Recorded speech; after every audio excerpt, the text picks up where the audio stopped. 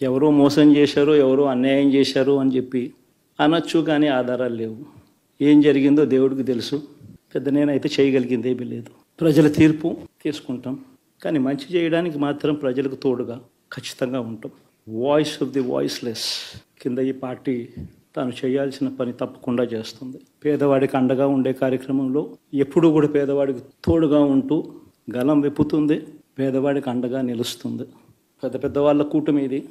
ఢిల్లీలో సైతం శాసించే పరిస్థితుల్లో ఉన్న కూటమి ఇది. ఆ కూటమిలో ఉన్న బీజేపీకి, ఆ కూటమిలో ఉన్న చంద్రబాబు గారికి, ఆ కూటమిలో ఉన్న పవన్ కళ్యాణ్ గారికి అందరికీ కూడా వాళ్ళ గొప్ప విజయానికి అభినందనలు.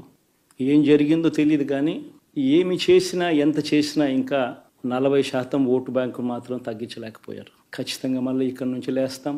మళ్ళీ ఇక్కడి నుంచి గుండె ధైర్యంతో నిలబడి మళ్ళీ లేస్తాం. ప్రతిపక్షంలో ఉండడం కొత్త కాదు, పోరాటాలు చేయడం అంతకన్నా కొత్త కాదు. నా రాజకీయ జీవితం అంతా కూడా ప్రతిపక్షంలోనే గడిపా. ఈ 5 సంవత్సరాలు తప్ప పోరాటాలే చేశా. రాజకీయ జీవితంలో ఎవడు చూడని కష్టాలు కూడా అనుభవించా. ఇప్పుడు అంతకన్నా కష్టాలు ఏదైనా పెట్టినా కూడా సిద్ధంగా ఉన్నాం, సిద్ధంగా ఎదుర్కొంటాం. ఆల్ ది వెరీ బెస్ట్ గవర్నమెంట్లోకి వచ్చిన వాళ్ళకు. Thank you. అందరికీ చాలా చారిత్రాత్మకమైన రోజు ఇది. ఆంధ్రప్రదేశ్ 5 కోట్ల మంది ప్రజలు చాలా చారిత్రాత్మకమైన తీర్పిచ్చిన రోజు ఇది. ఏ మాటకైతే మనం కట్టుబడి ఉన్నామో ఆంధ్రప్రదేశ్ ప్రజలకి జవాబుదారీతనంతో ఉన్న ప్రభుత్వం స్థాపిస్తాం. ఏ మాట మీద అయితే మనం చెప్పామో కూటమి ప్రభుత్వం ఆ మాటను నిలబెట్టుకుంటుంది. ఈరోజు మీ అందరికీ జనసేన పార్టీ ఆఫీస్ కేంద్ర కార్యాలయం నుంచి, ఈ వేదిక నుంచి ఒకటే చెప్తా ఉన్నాను మీ అందరికీ, వైసీపీ వైఎస్ జగన్ గారు కానీ వారు నాకు వ్యక్తిగతంగా నాకు శత్రువులు కాదు.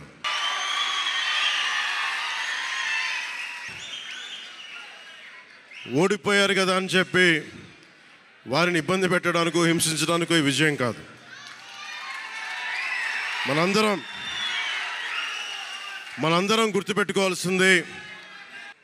గుర్తుపెట్టుకోవాల్సింది చాలా ముఖ్యమైనది.